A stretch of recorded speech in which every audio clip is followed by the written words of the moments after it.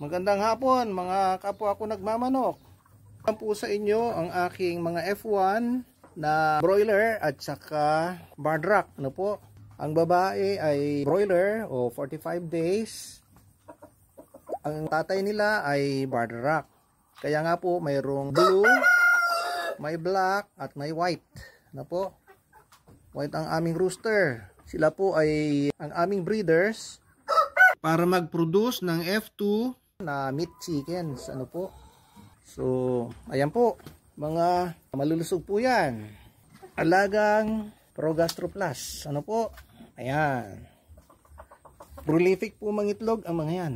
No?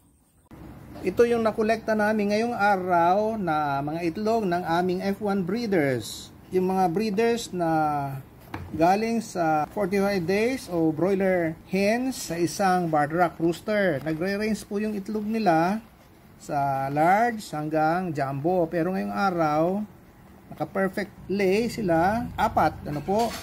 Pero ang itlog dito ay 3 large at saka isang extra large. Ito pinipisa namin ng 21 days at dito manggagaling ang aming mga meat type chickens.